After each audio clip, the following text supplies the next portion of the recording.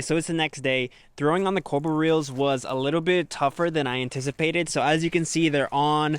Everything's fitting right. None of them is rubbing. But the one thing that I want to kind of give you guys a disclaimer is that if you're looking to put Mustang wheels or just any 5x114 wheels onto a Ford Ranger, you're gonna have an issue with the front hub clearing. So you see here, you do have like where the bearing sits, and what I had to do was buy a 1-inch spacer to go ahead and push this wheel out, because before, if you saw in that little quick snippet, you had your wheel kind of hitting where your bearing sits. So in order to fit any wheel other than, you know, your Ford Ranger OEM wheels onto the front hub, you have to use that spacer. So I used a 1-inch spacer in the front, and then in the rear I also did that 1-inch spacer, as you can see right there, and it's hub centric, so it's not gonna like be moving around or anything. I also bought new lug nuts and put them on the background. But yeah, like I said, you know, just putting on some decent tires onto the Ranger for now. I plan to put on the exact, or not the exact, but like taller tires onto those wheels so it can look a little bit better. So as you notice, there is a couple things in the back. I did go to my local junkyard and fish for some parts for the Ranger for Randy.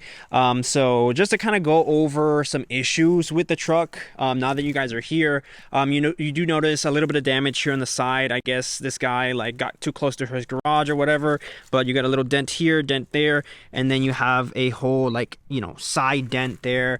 You do have your fenders kind of sticking out. I want to say it's because he used this jack point here, or not even a jack point. You're not even supposed to use that.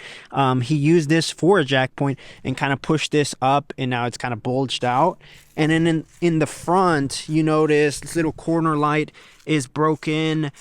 This whole bumper, I feel like, is broken. It's pushed in and it's being held on by a zip tie.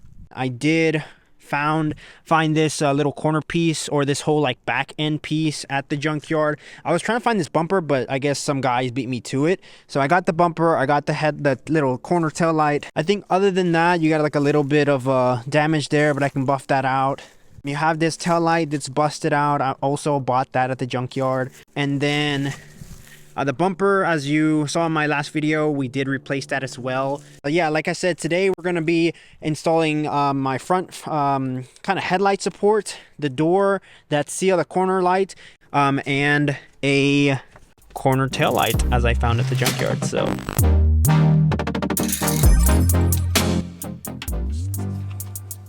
gotta replace these speakers. I mean, these are like freaking 70 years old.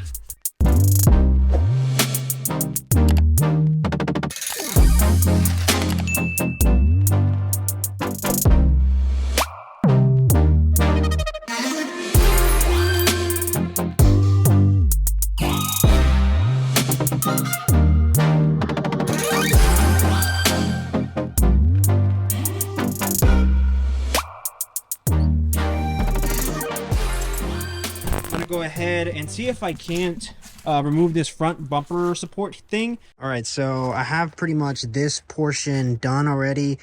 I want to see if I can kind of angle this door back to where it's supposed to be by unloosening that bolt right there and the top bolt. See if I can't maneuver it in a way to make it flush again.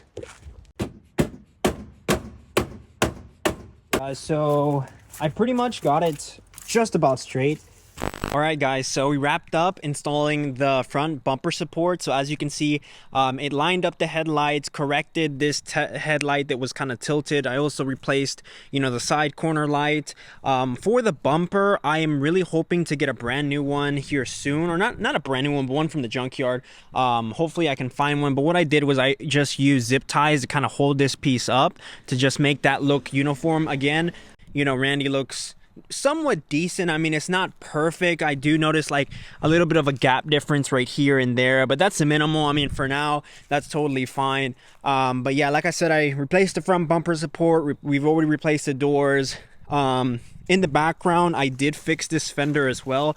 So again, I got that 2x4 and just pushed it in. I also did replace that little corner light that I showed you guys already. So that's already replaced there.